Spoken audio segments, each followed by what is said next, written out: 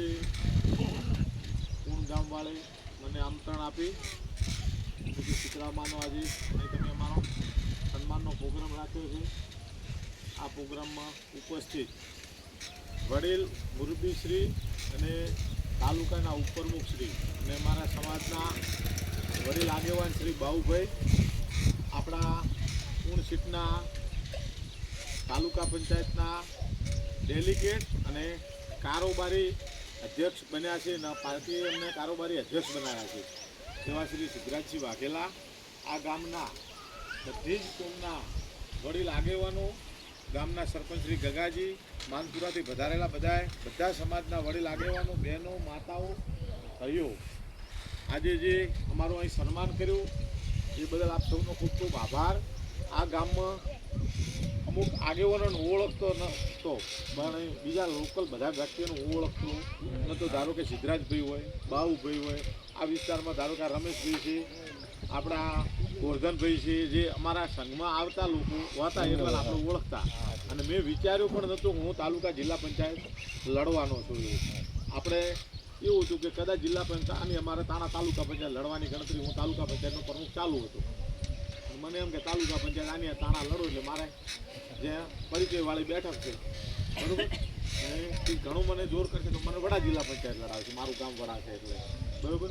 પણ પાર્ટીએ એવું કીધું કે તોણા જિલ્લા પંચાયત ખૂબ કાઢી છે, એટલે ભાઈ વડા જિલ્લા પંચાયત તો આપણે ગમે મૂકશું તો નીકળી જશું, પણ તાણામાં હવે તમે જીતો કે હારો પણ પાર્ટીનો આદેશ છે તમારે તાણા લડવાનું છે.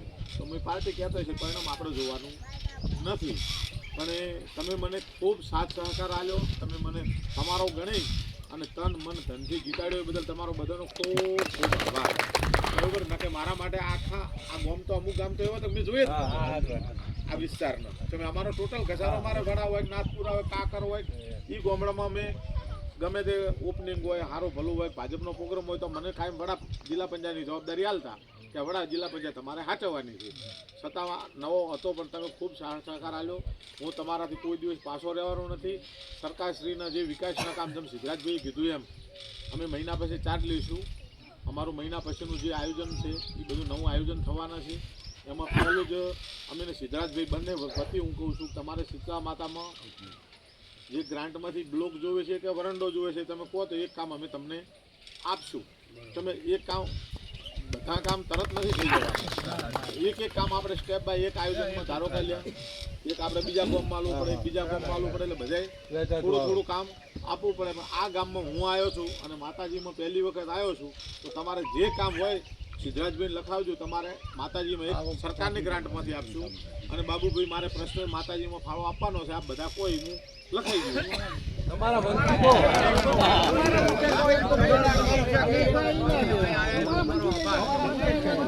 મનથી તો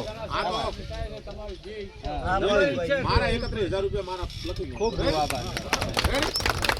સરકારના 3 કે 4 લાખ રૂપિયા તમારે આમાં જે વિકાસમાં માતાજીનું નવું મંદિર થાય છે ને એટલે એટલા પૈસા આપણે સિદ્ધરાજભાઈ આ આયોજનમાંથી ગ્રાન્ટમાંથી સરકારમાંથી બ્લોક કે વરંડો જે ગાઈડલાઈનમાં આવતું હોય ને એ કામ અમે તમને આપશું. એ તમે ઠરાવ કરી સિદ્ધરાજભાઈને સરપંચ આપી દીધું બરોબર. શરૂઆત આપણે મૂળની શીતળા માતાના મંદિરમાંથી કરી બરાબર. એક આધું કામ આપણે કરીશું. જો હોલ જોવે છે, બ્લોક જોવે છે કે વરંડો જોવે છે તમારે નક્કી કરવાનું છે. એ અમે એક કામ આપી દઈશું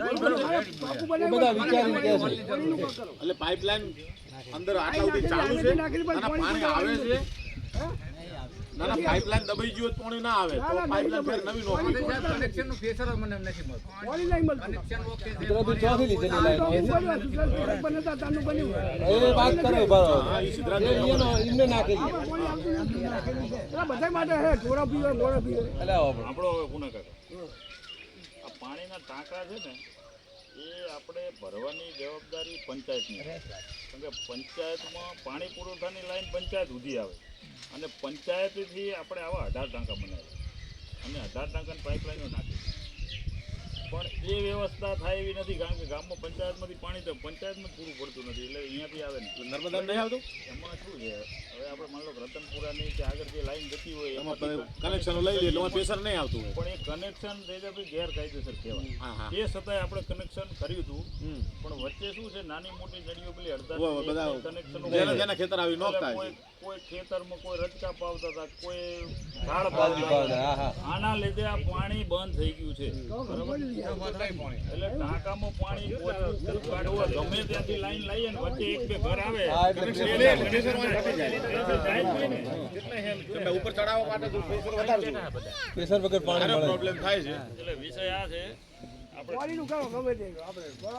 પાણી તો લાઈ આલે પણ વચ્ચે કોણ હાથવે? તમે મારી વાત સાંભળો, હું પાઇપલાઇન ઉભારો એક મિનિટ, પાઇપલાઇન અમે મંજૂર કરાવીએ, વચ્ચે કોઈ કનેક્શન ના થાય, અહીં આવે ત્યાં સુધી જવાબદારી તમે બધા લઈ લો. તમારો પ્રશ્ન સાચો છે, ખોટો નથી. પણ આપણો પાણી પણ કાકા, તમારું ખેતર વચ્ચે આવતું હોય, તમે કનેક્શન લીધા વગર ના રહો. વિષય આ જ થાય છે. તમારું કોણ કાપવા જાય?